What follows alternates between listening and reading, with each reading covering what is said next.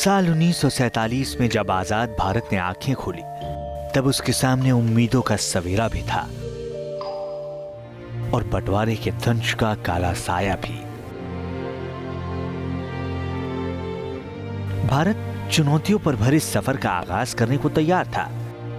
चुनौतियां सामाजिक भी, चुनौतियां आर्थिक भी, क्योंकि ब्रिटिश हुकूमत ने देश के संसाधनों पर कब्जा कर देश को अंदर ही अंदर खोखला कर दिया था और आजादी के बाद भी भारत को मिला खाली खजाना।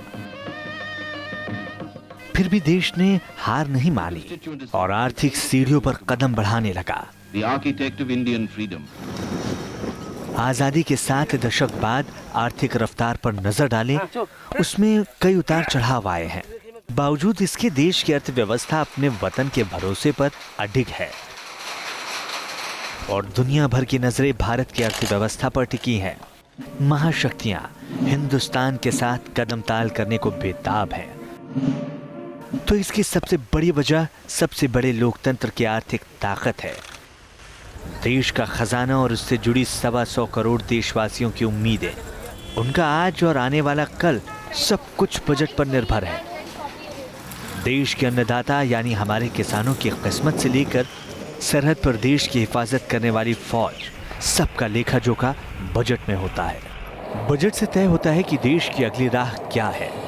पूरे देश के लिए एक एक पूंजी का हिसाब किताब रखता है बजट। ऐसे में ये जानना बेहद दिलचस्प है कि देश का आम बजट कैसे तैयार होता है, कैसे इतने बड़े देश के एक एक विभाग का लेखा जोखा तैयार किया जाता है, क्यों बजट से पहले वित्त मंत्रालय के आला अफसर खुफिया एजेंसियों के रडार पर होते हैं। सबसे सीक्रेट रेड ब्रीफ केस का राज क्या है। बजट की इनसाइड स्टोरी किसी फिल्मी स्क्रिप्ट से कम नहीं होती। यूं तो साल में एक बार देश का आम बजट आता है, लेकिन इसकी तैयारी कई महीने पहले से ही शुरू हो जाती है, क्योंकि बजट से जुड़ी है समूचे हिंदुस्तान की तकदीर और उभरती अर्थव्यवस्था की तस्वीर भी। इसके जरिए सरकार की नीति और नियत दोनों को परखा जाता है। बजट की इनसाइड स्टोरी आपको बताएं, इससे पहले ये समझ लीजिए कि आपका पैसा सरकार तक पहुंचता कैसे है, या यूं कहें कि देश के खजाने में कहां-कहां से पैसा आता है। डायरेक्ट टैक्स और इनडायरेक्ट टैक्स पैसों के बड़े सोर्स हैं। इनमें डायरेक्ट टैक्स 59% और इनडायरेक्ट टैक्स 41%। डायरेक्ट टैक्स में corporate tax 59%, personal income tax 41% होता है और इनडायरेक्ट टैक्स में एक्साइज ड्यूटी में 39%, सर्विस टैक्स में 33% और कस्टम से 28% पैसे आते हैं। आपके पैसे का अंक गणित है, इसमें उतार चढ़ाव या फिर कहें कि फिगर बदलते रहते हैं। सरकार की योजनाओं और विदेशी कारोबार का असर भी सरकारी खजाने पर पड़ता है। ये तो रही सरकार को मिलने वाले पैसों की बात। इन्हीं पैसों से सरकार तय करती है देश की किस्मत। आम बजट का रोड मैप इसी से तैयार किया जाता है। इस पर सरकार खर्चे का हिसाब किताब निकालती है। मोदी सरकार के आने के बाद राज्यों को मिलने वाला बजट भी बढ़ाया गया है। इसमें अब राज्यों को केंद्र से मिलने वाला बजट 42% कर दिया गया है। इसके अलावा सरकार कुछ चुनिंदा केंद्रीय योजनाओं के लिए भी बजट आवंटन करती है। यूं तो अगस्त और सितंबर में बजट सर्कुलर जारी किया जाता है। इसमें भारत सरकार और उसके सभी मंत्रालयों से कंटेंट और स्टेटमेंट का पूरा ब्यौरा मांगा जाता है। इसके जरिए बजट का रोड मैप तैयार करना होता है।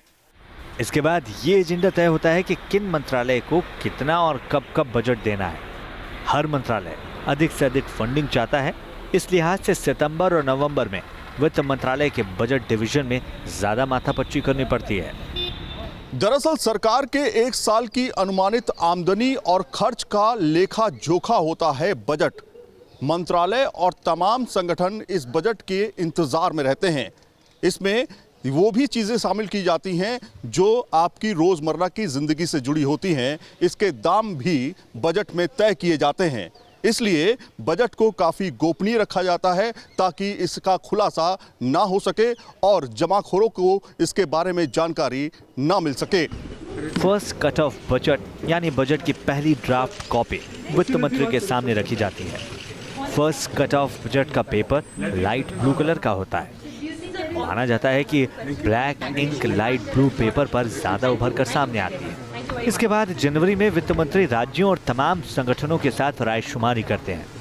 वित्त मंत्री सबकी सलाह सुनते हैं, पर उसे बजट में शामिल करने या न करने का अंतिम फैसला उनके पास ही होता है। इस दौरान वित्त मंत्रालय में गहमागहमी ज्यादा होती है। अटकलों का बाजार गर्म रहता है कि टैक्स में कितनी रियायत मिलेगी या फिर सरकार किन किन योजनाओं को बढ़ाएगी। आपको जानकर यह हैरानी होगी कि बजट की प्रिंटिंग और उसकी गोपनीयता को बनाए रखने के लिए कड़ा पहरा रहता है। खुफिया एजेंसियों के साथ साथ स्पाइंग दस्ता हर हरकत पर पैनी नजर रखता है। वित्त मंत्रालय के top officials, expert, printing technician और स्टेनोग्राफर्स नॉर्थ ब्लॉक में एक तरह से कैद होते हैं और आखिरी 7 दिनों में तो बाहरी दुनिया से एकदम कट जाते हैं। वो परिवार से भी बात नहीं कर सकते हैं। किसी इमरजेंसी में इन अफसरों के परिवार उन्हें दिए गए नंबर पर मैसेज छोड़ सकते हैं, लेकिन उनसे सीधे बात नहीं कर सकते। इंटेलिजेंस ब्यूरो के अधिकारी बजट बनाने वाली टीम की गतिविधियों और फोन कॉल्स पर नजर रखते हैं। स्टेनोग्राफर्स पर सबसे ज्यादा नजर रखी जाती है।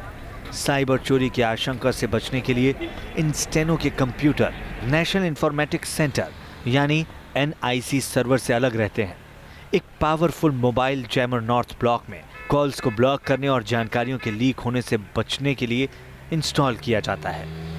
बजट आने से पहले वित्त सचिव को जेड सिक्योरिटी के घेरे में रखा जाता है। उनसे हर कोई मुलाकात भी नहीं कर सकता। बजट के दौरान जो छपाई होती है उसमें तमाम टेक्नीशियन और साथ में जो कि अधिकारी होते हैं वो भी इससे जुड़े होते हैं। वो भी करीब 1 हफ्ते तक कहीं नहीं जाते। यहाँ तक कि इंटेलिजेंस की पूरी नज़र इन अधिकारियों पर, कर्मचारियों पे होती है और साथ में वो कहीं भी निकल नहीं सकते। यहाँ तक कि फ़ोन पर बात भी नहीं कर सकते, अपने संबंधियों से मिल भी नहीं सकते।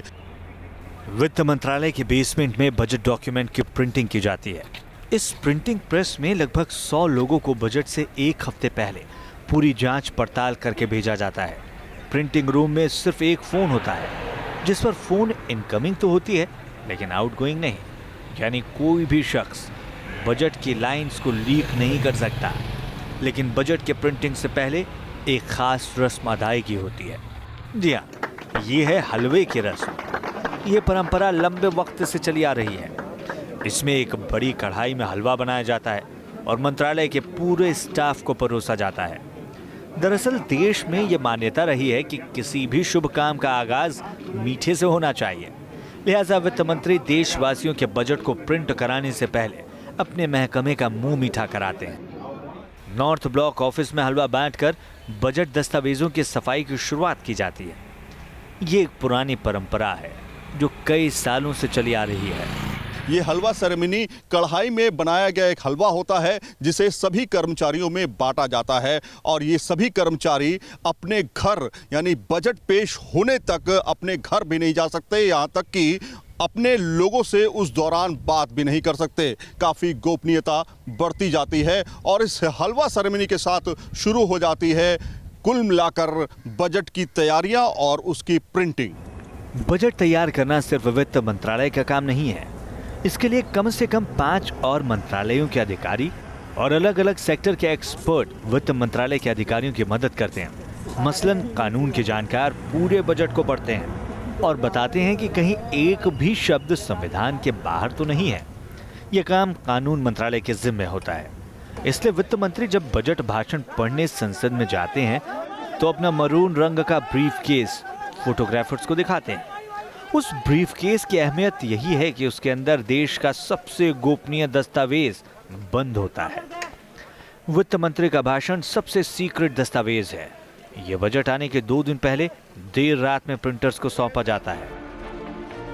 शुरुआत में बजट पेपर्स राष्ट्रपति भवन में प्रिंट होते थे, लेकिन 1950 में बजट लीक हो गया था और प्रिंटिंग वेन्यू मिंटो रोड पर एक प्रेस में ट्रांसफर कर दिया गया था और साल 1980 से बजट नॉर्थ ब्लॉक के बेसमेंट में ही प्रिंट हो रहा है। साल 1955 से लेकर 1966 तक के आम बजट के सभी डॉक्यूमेंट्स हिंदी में प्रिंट किए गए। ये देश के इतिहास में पहला मौका था जब बजट हिंदी में प्रिंट हुआ। संसद के दोनों सदनों में बजट रखने से पहले इसे यूनियन कैबिनेट के सामने रखना होता है। वित्त मंत्री लोकसभा में बजट सुबह 11 बजे पेश करते हैं। बजट 2 भागों में बटा होता है। पहले भाग में सामान्य आर्थिक सर्वे और नीतियों का ब्यौरा होता है और दूसरे भाग में आने वाले साल में टैक्स के प्रस्ताव रखे जाते हैं। बजट पेश किए जाने के बाद बजट प्रपोजल्स पर संसद में बहस होती है। ऐसी परंपरा रही है कि लोकसभा में ये बहस 2 से 4 दिन तक चलती है। इस दौरान सरकार संसद में वित्त वर्ष के शुरुआती महीनों के लिए खर्च पर वोट ऑन अकाउंट कराती है। इसके साथ ही संबंधित स्थायी समितियां संसद से अनुदान की मांग पेश करती है। सदन में बहस के अंतिम दिन स्पीकर की ओर से सभी बकाया अनुदान मांगों को वोट पर रखा जाता है। लोकसभा में बहस के बाद विनियोग विधेयक पर वोटिंग के साथ वित्त और धन विधेयक पर वोटिंग होती है। संसद की मंजूरी के बाद विधेयक को 75 दिन के अंदर मंजूरी के लिए राष्ट्रपति के पास भेजा जाता है। राष्ट्रपति के विधेयक को मंजूरी के साथ ही बजट प्रक्रिया पूरी हो जाती है। आजाद भारत के लिए पहला आम बजट तत्कालीन वित्त मंत्री R.K. षणमुखम चेट्टी ने 26 नवंबर 1947 को पेश किया था। इसके बाद से अब तक कुल 85 बार देश के लिए आम बजट पेश किया जा चुका है, जिसमें अंतरिम और पूर्ण दोनों बजट शामिल हैं। सबसे ज्यादा बजट पेश करने का रिकॉर्ड पूर्व प्रधानमंत्री मोरारजी देसाई के नाम है, जिन्होंने बतौर वित्त मंत्री 10 बार बजट पेश किए। इसमें 4 मौके ऐसे थे जब वो देश के डेप्यूटी प्रधानमंत्री थे। मोरारजी देसाई के बाद अगर किसी का नाम आता है तो वो है कांग्रेस के वरिष्ठ नेता और मनमोहन सरकार में वित्त मंत्री रहे पी चिदम्बरम का। चिदम्बरम 1 जून 1996 से 26 मई 2014 तक 4 बार वित्त मंत्री बने। इस दौरान उन्होंने 9 बार देश के लिए बजट पेश किया। वो मोरारजी देसाई के बाद सबसे ज्यादा बार बजट पेश करने वाले दूसरे वित्त मंत्री हैं। चिदम्बरम पहली बार 1 जून 1996 में HD देवगौड़ा के नेतृत्व वाली सरकार में वित्त मंत्री बने। उस वक्त तमिल मनीला कांग्रेस से ताल्लुक रखा करते थे। मोरारजी देसाई और पी चिदम्बरम के बाद देश के मौजूदा राष्ट्रपति प्रणब मुखर्जी, पूर्व वित्त मंत्री यशवंत सिन्हा, YB चौहान और CD देशमुख ने देश के लिए 7-7 बार बजट पेश किया है। इन सब के बाद पूर्व प्रधानमंत्री मनमोहन सिंह वित्त मंत्री रहते हुए 6 बार बजट पेश कर चुके हैं। वहीं देश के चौथे वित्त मंत्री TT कृष्णमाचारी ने भी 6 बार बजट पेश किया। देश के इतिहास में ऐसे कई मौके भी आए जब प्रधानमंत्री ने ही बजट पेश किया। इसमें पंडित जवाहरलाल नेहरू, इंदिरा गांधी और राजीव गांधी ने प्रधानमंत्री के पद पर रहते हुए वित्त मंत्रालय का कामकाज संभाला और इस दौरान उन्होंने संसद में बजट भी प्रस्तुत किए। इंदिरा गांधी देश का बजट पेश करने वाली इकलौती महिला है। सत्ता गलियारों के चेहरे बदलते रहे हों, आर्थिक एजेंडे के तौर तरीके बदलते रहे हों, लेकिन बजट की गरिमा और उसकी चमक हमेशा कायम रहती है। देश और उसका भरोसा न टूटने पाए, इसके लिए गोपनीयता की परंपरा वैसी ही है जैसा कि संविधान में जिक्र किया गया है। देश में लंबे अरसे से ये बहस चली आ रही है कि बजट के लिए जिस तरह की गोपनीयता बरती जाती है, उसे बाजार में सिर्फ डर पैदा होता है। जब प्रशासन में पारदर्शिता की बात की जा रही है तो इस तरह की गोपनीयता बरतना वाजिब नहीं है। ऐसा इसलिए भी है कि कई देशों में बजट ऐसा गोपनीय मुद्दा नहीं है जैसा हिंदुस्तान में है। मसलन अमेरिका में तो राष्ट्रपति लोगों का समर्थन जुटाने के लिए अक्सर सार्वजनिक रूप से बताते हैं कि वो बजट में क्या करना चाहते हैं। बजट की गोपनीयता के समर्थक कहते हैं कि बजट के बारे में पहले जान जाने से जमाखोरों और कर चोरों को मदद मिलती है। कई देशों में सालाना बजट को बड़े खुलासे करने वाले अहम मौके के तौर पर नहीं देखा जाता।